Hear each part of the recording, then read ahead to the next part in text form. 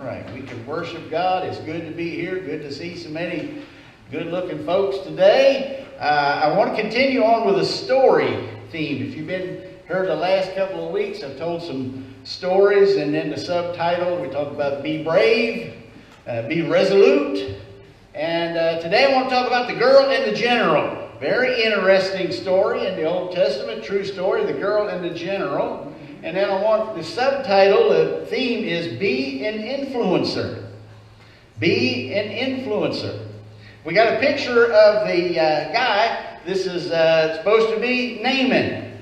Naaman was a general. We're going to read the verses in a minute. Commander of the army. But if you see the stuff on his face, he had a disease, which was very serious and could even be deadly. And then the girl, I looked up and that somebody thought, well, this is a good picture of what she would look like. So they did not have color photography back then. So I could not get a color picture 2,800 years ago. But this is what she might have looked like. And we don't even know her name. So let's read the verses. The king of Aram. Now, that is same as Syria. If you know the Syrian civil war, which has been going on for 10 years. A lot of people have been killed north of Israel. That's where this is. Aram, Syria, all right? The king had a great admiration for Naaman, the commander of his armies. He was a great general and the commander, and the king liked him. Because through him the Lord had given Aram great victories, but though Naaman was a mighty warrior, had a problem. He had leprosy, which was there were various kinds of skin diseases called leprosy, but they not only cause these breakouts on your skin, but they could cause you to lose fingers, lose toes, even lose hands or feet, and even could be deadly. Incurable. Had all these things, he rose to the top, but he had leprosy. Then at this time, the Aramean raiders had invaded the land of Israel, and among the captives was a young girl who had been given to Naaman's wife as a maid. One day the girl said to her mistress, "I wish my master would see the prophet in Samaria. He would heal him of his leprosy." So that's what I want to talk about, the general girl. And I got so much when I studied it this week, I said, I better make this a two-parter. You'll be glad. Because it would have been a lot of stuff and a long sermon. So I'm actually going to talk about the general next week. Part 2, the girl in general. I'm going to talk about the girl today, because she was an influencer. Now, I read recently a news article, I think last week or two, about a woman in Texas who was strangled to death, and they were trying to figure who killed her, and they said she was a social media influencer. I didn't know. I had never heard of a social media influencer. Probably some of you have, and you say, where have you been, Richard? I never heard of it. So I looked it up. And it said a social media influencer is a user who has established credibility in a specific industry, has access to a huge audience, and can persuade others to act based on their recommendations. And I found out some of them make big money. Just getting on Facebook, Instagram, wherever, and recommending these jeans, that makeup, whatever, and make a lot of money. There's a possible job for you somewhere. Maybe you could be one of those. Social media influencer. Now, I don't know about the social media. Now, here's what I believe. I believe all Christians should be influencers. We have got the goods. Jesus said, I believe I put it in your bulletin, let your light. At one time, Jesus said, I'm the light of the world, when he healed the blind man. And then he goes later on, he says, you're the light of the world. If you're my followers, you're the salt of the earth, you're the light of the world. The world's dark, and need somebody to light it, show it the light, and that's you, my followers. We have the light in a dark world. We need to be influencers in this world, in social media, in the digital world, and in what I call the real world, just not non-digital. I'm glad we've got people who are doing it online. We found the importance more and more of online through COVID. More and more people. But we also need this. We need just people talking to each other, being with each other. We need both. And we need Christians to be influencers. This girl was an influencer. And I want to look at why she was, so how we could be. All right. Number one, don't let your bitterness stop you. Don't let your bitterness. Bitterness is a terrible thing. which we're all tempted to go toward. Something didn't go right. We wanted this prayer answered. Maybe we were hurt by somebody like parents. Our own parents didn't treat us right. Some have even had suffered abuse by their parents' hands.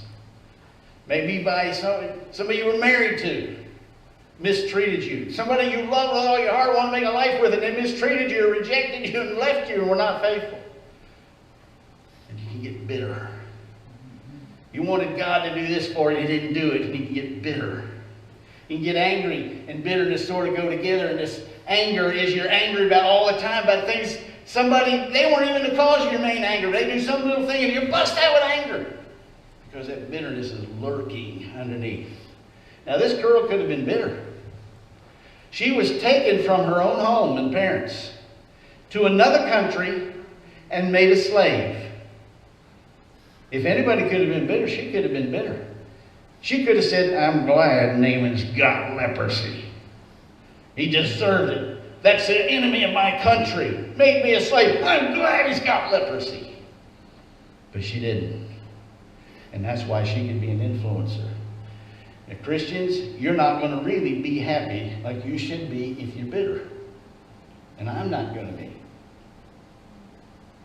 We've got to let go and forgive and give it to God and quit being bitter. Put it away, or that lurking anger is going to pop out. And that bitterness. So don't give up faith in God. Because you'll think, I prayed that God would help me with this. He would bless my marriage, and it fell apart. I prayed that God would answer this and give me this good job and want a career, and it didn't get it. Or whatever you prayed and you didn't get from God, and you feel like, what's the use even praying anymore? What's the use even asking God anymore? In your bitterness to feel like you didn't get what you wanted, what you ought to have. And I'm telling you, that's not the answer. I know God doesn't always do it like we figure He ought to. God works the long game. And sometimes the short-term things we think He ought to do, He's got something in the long term that's better for us, better for others, better for His plan. And then none of us going to always get what we want. I hate to say that. And even sometimes when we ask God. But don't lose faith in God. He does still love you. He showed it by sending His Son who rose from the grave and done many good things for you. But bitterness can cause you to give faith in God. Or don't quit helping others. Because you can feel like, I helped these people and they didn't even thank me. I helped them and nobody come and help me when I had some need. And you get bitterness and I'm not going to help anybody anymore. Well, then you lose your chance to be an influencer, which we do desperately need. And I tell you what, sometimes I've helped people who never helped me back, and then people I never helped help me. Don't give up helping others, and don't give up loving people. Because some people people you love, are not always going to treat you right. But don't give up loving people. Sometimes we don't know what's going on in their life. It's not even you, why they're acting like that. We've got to keep on loving people. That's what God told us to do. That's His greatest command. To love God with all our heart, our mind, and to love each other. That's His great command, and we've got to follow that. So don't let bitterness stop you. If you have bitterness, please give it to the Lord. I saw a sign this week. These protesters and rioters in Oregon and Washington, they said, we don't want Biden, we want revenge. See, they're never going to be happy with that. That's not the answer. If there's problems, seek the solution to the problem. But seeking just vengeance is not the answer. And a lot of times we have bitterness and vengeance thoughts of people who are already dead. It's not bothering them, but it's eating us up. Now, one woman, this is a true story, she told us on herself, named Nancy. Her father and mother, parents were both Christians, but her mother was really somebody she just stayed with all the time. And her mother died of cancer. Her father waited a whole year. He just was in grieving and mourning for a year. But at the end of the year, he asked Nancy and her sister, would it be all right, do I have your permission to start dating the church pianist? Not this church pianist, because she was taken. But in his church. And they said, yes, sure. And so he started dating the church pianist. This was over a year after his wife had died, and they fell in love. And Nancy said, that made me so angry that my mother could be replaced so soon. And she just let it eat at her all the time. It was hurting her relationship with her father. And then she got a card on her birthday. I think I have a picture of it. It said, to a wonderful daughter on your birthday. And she said, oh, that's good, until she opened it up. And it had her father's signature and the other woman. And it just eat at her. My mother's been replaced by somebody else. How can he do this? He's betrayed his own wife. He said, I got to tell him. I am telling him off. I can't take this anymore. She got ready to call him. She said, it was like the Holy Spirit said to you, why are you doing this? You don't want your father to be happy? Your mother's at peace in heaven. She's not bothered by this. You better keep a good relationship with your father. And she said, it was just like he took it out of her heart. I'm not. And she called her dad. They had a great conversation of love and reconnecting. And 10 days later, he died of an aneurysm. And she said, I'm so glad I didn't pour out that bitterness on him like I wanted to. Bitterness will ruin our happiness, our relationships, and our influence. This girl didn't let bitterness stop her, though. And number two, don't think you're a nobody. Well, she could have thought she was a nobody. She was, she's from another country. She's a slave. She's not even an adult. Now, some pictures in the child's Sunday school, they have she's 5 or 6. I don't believe she was that young, because she probably didn't even know about a prophet at 5 or 6. She was probably either a middle school or a teenager. But she still could have been figured, I'm not an adult. They don't want to listen to me. I'm from another country. I'm not even, they're not going to listen to me. And this is what we tell ourselves, that we're nobodies. They're not going to want to listen to me. I've never had any theological training. I don't communicate well with people. I really don't. I'm not that close a friend. Maybe when I learn some more things, and on and on, we put ourselves down as if we can do anything. And I'm telling you, nobody here is a nobody. Everybody is a somebody. And you've got something to offer. Right? You do. Everybody here has got something to offer. And if you're a follower of Jesus, you have him to offer. So don't believe that lie to yourself that you're a nobody. And good for Naaman, she didn't believe it. Number 3, live your life so that people want to listen to you.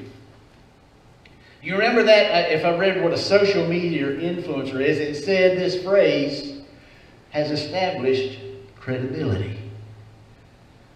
Now, do you think anybody would listen to me talk about fashion? I have no credibility there. Or makeup. A whole lot of things. Has established credibility. This girl somehow had established credibility. How do I know that? Because he listened to her. And went with the king and said, well, this girl, who? Well, my wife's maid, has said there's somebody in Israel who can help me. And there's only 2 reasons he would dare do that. 1 is he's desperate, and he was. And 2 is she had credibility. He believed her. She lived the kind of life, even as a slave, that he could trust her. And I believe, and this is why I have to infer this, but I believe she was a good worker. If she was a lazy nobody, wouldn't do anything, they wouldn't have trusted her. And I'm not saying I'm trying to get your boss called, I want you to be a better worker. I'm just saying all of us should be known for not just what we say, but that we do things. We're helpful, we do things. And she told the truth. If she would have been a liar, he wouldn't have believed her when she said there's a prophet in Israel. But they knew she would always told the truth. You could rely on her. She established credibility. She lived a life so they would listen. And of course, that's obvious for us. We live the life so that people know we're somebody that they can listen to, that they can trust. When we say something, we may not always be right, but we're at least trying to say it from a good heart, and we've learned some things. So that's why it's so important. That's one reason it's so important for us to live If we're going to be an influencer, and I hope you want to be, to follow Jesus, to be an influencer for Jesus, then the life's got to match the talk. Number 4, have some compassion for others. Now, the girl, there's 3 ways she could have looked at this when Naaman had leprosy. She could have been glad. I'm glad he's got leprosy. I hope he dies. Or she could have moved to neutral. I'll do my job. It had nothing to do with me. Or she could have even all the way to where she was. I want him to get better. I've got an idea how he can get better. She moved to caring, which is why this was an amazing girl. I'm saying to you, we read that story and we don't even think about it. This was an amazing girl. That she had enough credibility to move the commander of the armies to do something, and she had enough compassion in her heart to even tell her that. Because a lot of times we don't hate them. I don't hate them, but none of my business. I got enough on my plate. I got stuff. I'm busy right now. I got things to do. I don't have enough money myself to give him $5. And we're in neutral. And we need to move over to, if we're going to be a follower of Jesus, how are we followers of Jesus and we don't do what he says? Like I loved you. He even took it up a notch. Love like I loved you. Now, I'm not saying I got there yet, but that is our goal. To actually care. I hope you care. I think you do care about the other people here in this church. I hope you do. And that we care about the people that we come in contact with.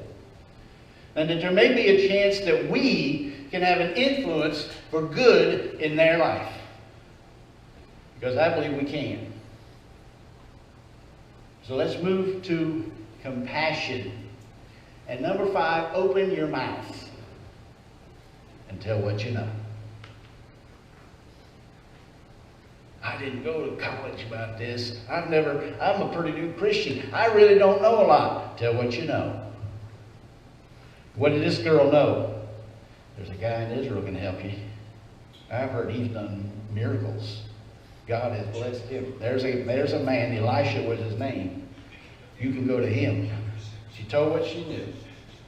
Now, what would have happened if she would have felt compassion, lived a good life, not had hate but compassion, and known about him, but never told him? What if she had held all the first 4 and didn't do 5? Naaman would have stayed with leprosy and never heard about the true God. Now, if you're not living the life as a Christian, then please don't open your mouth and tell. But if you are, and I'm not saying you're perfect, but you're trying, you're walking with God, open your mouth and tell what you know. You've learned a few things about walking with God. Help other Christians. There'll be times when you can help them. You know a little bit about mercy of Jesus. Tell people who don't know that. What you know, you think you don't know much, but you know more than them when they don't know anything. And there's so much darkness and confusion in this world that you have the light and I have the light. And if you have a real dark room and all you do is light a lighter or that app on your phone, it really brightens it up, doesn't it? And that's just a little light. You don't have to be a giant light. Well, whatever size light you are, we have to open our mouths. Now, I put just 2 quick hints, and one of them is look for good times to speak. Now, I almost wish I hadn't said it, because then we say, well, 2027 would be a good time. No, I'm talking about pray about an opportunity, or just look when they're, and then figure out good times yourself to speak. And even on the job. You say, boy, God sure made a beautiful day today, didn't he? And you brought God into the thoughts and the conversation and sit where you are. Or you say, when they have a problem, say, I'm going to be praying for you about that. Who is upset about somebody praying for them? That's something we can all do. When you see somebody with a problem, and your neighbor, your friends at work, I'll be praying for you about that.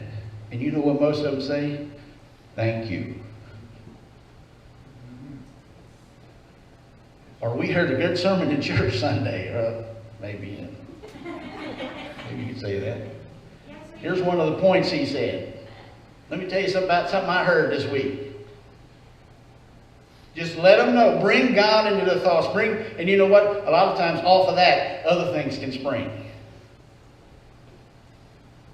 I'm not asking you to go and write a big, deep theological book. I'm asking you to tell what you know. And also the Christians. Everybody needs encouragement sometime or another. Well, all the time. And we can give that. We can be an influencer for good in somebody's life.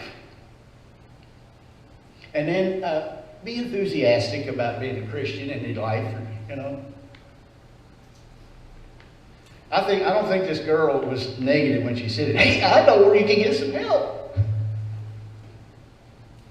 Now your personality, so I'm not asking you to change personalities. But you're enthusiastic about something. I don't care what your personality is. You're enthusiastic. It may be ball games.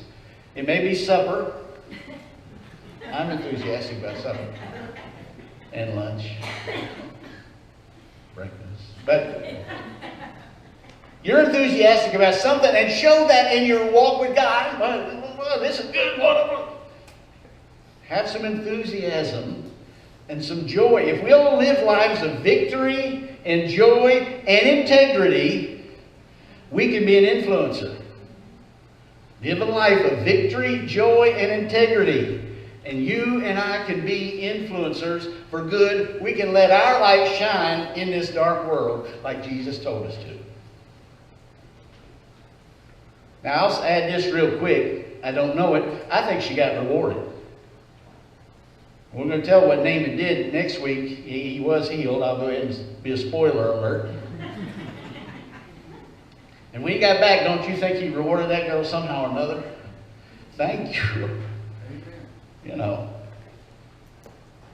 And I don't know exactly what our rewards are going to be on this life and in heaven, but don't you think that someday somebody's going to come to you, it may be in this life, maybe in heaven, and say, thank you, well, you helped me. You're the one that invited me to church. You're the one that encouraged me while I was down. You're the one that put the hand on my shoulder. You're the one that spoke some good advice to me in my marriage. You're the one that helped me with my kids were driving me wild. You're the one that blessed me. And that'll be a reward, I'm telling you. All right, I'm going to show this picture. This is my last thought. This was the last time I was at my home church in Maryland. I don't know exactly what it was there, but we had a lunch at the church afterwards, and somebody got this picture for me. The guy on the right is Billy. When I got saved, started going to church there, he was in Vietnam, soldier there. He came back, married a girl in the church. They've been there ever since. And he's a leader in the church today. Bless him, he's a good man, a good friend. The guy on the left is Stanley. He's the one who died 2 or 3 weeks ago. My good friend, and I call him a word we didn't even use then, or I didn't, mentor.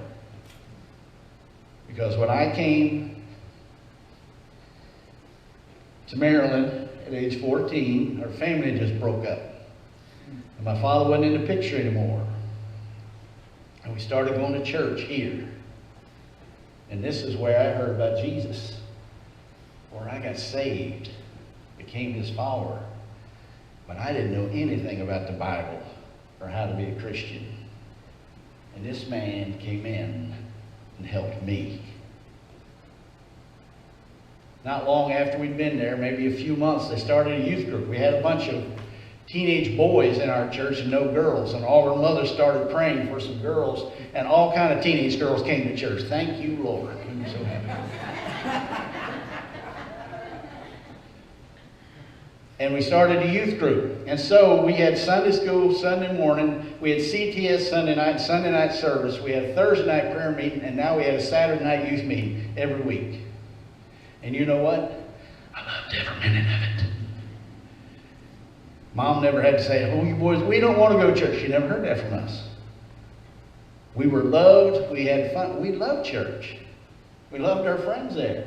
And here's the other, and sometimes Stanley would say, you know, other churches had their prayer meeting on Wednesday night. And he would take a couple of us to their prayer meeting on Wednesday night. Talk about fanatics. We were fanatics. And then he'd say, let's go out and let's hand out tracts in front of Ames. And we'd hand out tracts in front of Ames. And we'd go people on Saturday morning, we'd go knock on people's doors. And all through this, Stanley's influencing us. Not just me, a whole bunch of us. We had a big youth group for our church. We probably had 120 people in our church and 30 teenagers. Almost all of them serving God today.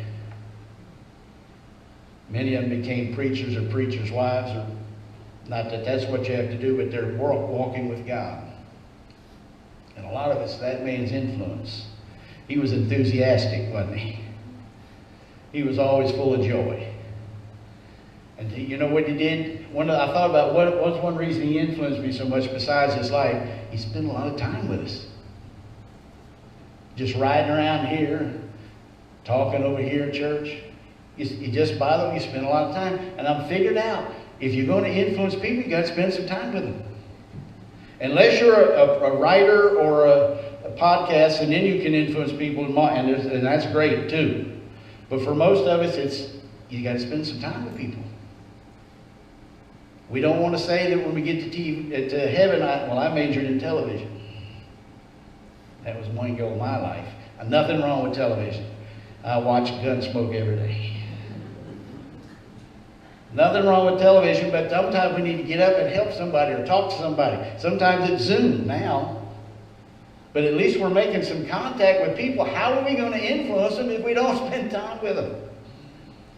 Here's what I want for this. And Stanley, he lived it his whole life. Doing that not just to me, but dozens and hundreds of people that he influenced. Worked for Chrysler all his life. Never had a lot of money. But a lot of people were sad when he left. He made a difference. Now you could sit here and you could say, well, this message is not for me. What's this got to do with me? I'm busy at work. I've got too much going on with my family. But what would have happened to me as a 14-year-old who came to that church who didn't know God, didn't know anything about the Bible, if they would all had that attitude? They don't have any money. They live in a duplex. When are they going to help us? Thank God. It wasn't just Stanley. The whole church was encouraging, but they didn't have that attitude. They had attitude, oh, we're glad you're here. We love you, and we help you, and they encourage you, and they instructed you. If there had been people who didn't want to be influencers, I wouldn't be here today. But they did want to be, and we ought to want to be. There's people around us who need to know what you know, who need to see it in your life and hear it with your mouth. And this is my only thought today. Ask God to help you be an influencer for Jesus. And many of you already are. I'm not saying you aren't. All of us continue to the day we die to be an influencer for Jesus, to let our light shine.